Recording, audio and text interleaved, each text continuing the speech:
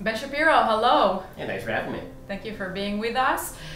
So let's start with talking about Israeli politics. We're in the midst of political turmoil here in Israel. Here in Israel, we're kind of used to going again and again to elections, and I'm curious to hear what you guys in the US are thinking about our internal policy. Well, I mean, the truth is that most Americans don't really follow Israeli politics all that closely, so all it just looks like is if you didn't like the last election, wait 3 weeks and there'll be another one. But, you know, from sort of the American right-wing Jewish perspective, and what it looks like is, I'm sure what it looks like to a lot of Israelis, which is there's a coalition in place, and that coalition was specifically designed against Benjamin Netanyahu. It had nothing else that held it together, and eventually it was going to break apart because there was no actual common interest between the members of the coalition. I mean, having Ram and Avigdor Lieberman in the same coalition is not a recipe for long-term success, obviously. And I have to ask you, in a way, Prime Minister Naftali Bennett was the first crack in the Israeli right, or his move was the first crack within the Israeli right. What do you think of his move, and what do you think about former Prime Minister Naftali Bennett? I mean, I think that the move, there's some good aspects to the move and some bad aspects to the move. I think that the one aspect of it was that obviously it sort of broke the impasse, the idea that it was either going to be Netanyahu as caretaker or Netanyahu in the majority, and this showed that somebody else besides Netanyahu would be prime minister. The lack of success in the coalition, however, leads people back to Netanyahu. So in that way, I think that it was not a success. I think that Bennett's move obviously has undercut his own party in the polls. A lot of his own voters felt very dissatisfied with him for having made common cause with Ram, and I think that the long-term legacy of Bennett here is going to be that an Arab party sat with Jewish parties in a coalition government in Israel, which for people outside the land of Israel is a good rebuttal to charges of it being an apartheid state in terms of domestic Israeli politics. And I think that it was a gambit that failed. It's likely to have no real long-term impact other than maybe convincing people that the anti-Bibi agenda is significantly less important than having an actual positive agenda for governing.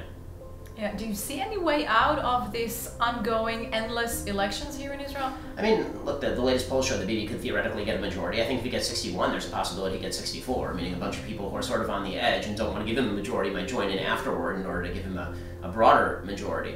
But Netanyahu is the indispensable man inside Likud until he's not the indispensable man inside Likud, and until people realize that Likud is the biggest party in Knesset and is likely to remain so. I think that this sort of impasse is just going to remain. It seems pretty stagnant. President Biden just visited Israel. Fortunately, he didn't pushed Israel to make any concessions regarding the Palestinians. Why do you think is that, and do you think it's because of the current instability within the Israeli politics? No, I don't think it has anything to do with the instability inside Israeli politics. I think, in fact, that if Biden had wanted to make a move, now would have been the opportune time to do so because he sees Yair Lapid as more ideologically aligned with him than he does Benjamin Netanyahu. And he sees Lapid as more likely to be conciliatory in his approach than Netanyahu would be if Netanyahu were to return to power after the next election.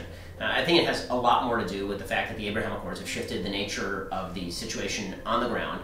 The Israeli-Palestinian issue is not only not central, it has been demonstrative of the fact that peace can be made outside of the Israeli-Palestinian issue entirely. Also, it happens that Biden really needs the Saudis right now. So, I mean, he was trying to slap around the Saudis since 2020, and then he proceeded to pursue really, really bad energy policy. And that bad energy policy has made the price of gas in the United States anywhere from $4.50 a gallon to $5 a gallon. And so now when you need Saudi gas, then it makes very little sense to start pushing Israel into concessions to a group of legislators and I shouldn't call them legislators, a group of politicians who haven't had an election for 2 decades. It makes very little sense to make concessions to those people who are constantly working with Iran in the face of the Saudis. So geopolitically, it would have made very little sense for Biden to put on the pressure. He still, was able to slide in the knife a couple of times, removing the Israeli flag from the beast when he went into East Jerusalem, making idiotic statements about how the plight of the Palestinians was similar to the plight of the Irish under UK rule. But he wasn't able to do any sort of massive damage. Who will be the next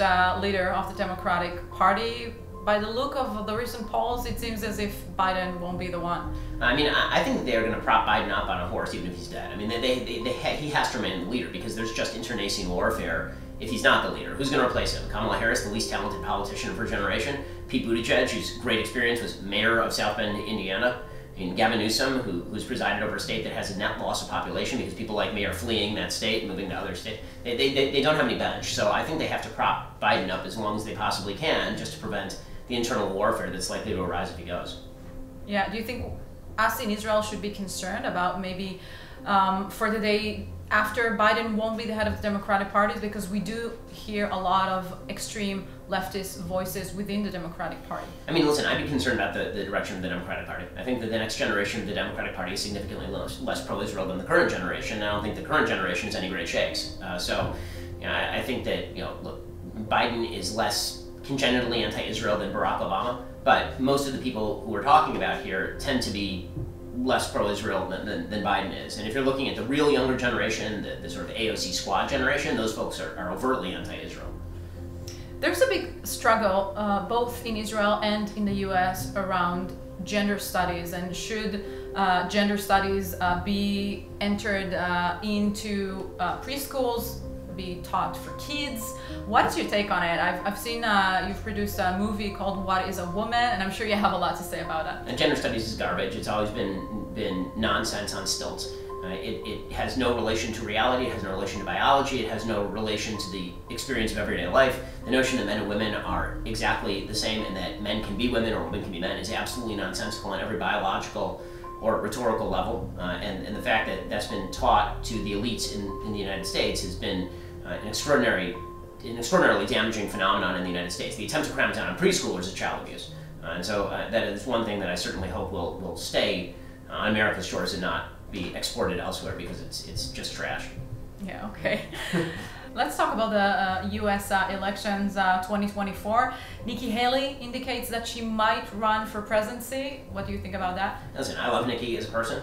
I think that she's not ideally placed in the primary pool. She made some mistakes in the immediate aftermath of the 2020 election. She sort of signified that she was very pro-Trump, and then she was pretty anti-Trump, and then she was somewhat pro-Trump again. And that demonstrated, I think, some political mistakes that could come back to bite her in the primary. Ron DeSantis from Florida is, I think, the strongest candidate. The polls demonstrate this outside of Trump. He's done an extraordinary job in Florida. The left hates him, which is a mark of favor for him on the right. And so Governor DeSantis is a very strong candidate. But there are a bunch of Republicans who I think have a significant case to make, ranging from Tom Cotton in Arkansas to Tim Scott in South Carolina. Then, of course, you have Trump. So you think DeSantis will beat Trump? I think there's a very solid shot DeSantis will beat Trump. I mean, nothing's a foregone conclusion, but it seems to me the big mistake that Trump is making is that in 2016 and 2020, Trump made the case that essentially he was taking the bullet for conservatives in the United States, that there are a lot of Americans who are being abused by the media, and he was there to take the shot instead of them. And now it feels like in the aftermath of January 6th, the aftermath of 2020 and the election, that he wants his supporters to take the bullet for him. He's much more concerned about the election of 2020 and grievance mongering about the election of 2020, regardless of what you think about that election, than he is about the predations of Joe Biden or what the Democratic Party is doing today or inflation rates. And most Republicans are not interested in rehashing the grievances of 2020, nor frankly are they interested in the distractions that Trump provided via Twitter. A lot of people like that, a lot of people thought that it was funny, but very few people think that that is a recipe for political success, especially if he has to run again against the guy who won more votes than he did in 2020. Okay, Ben Shapiro, thank you so much for this interview. Yeah, thanks a lot.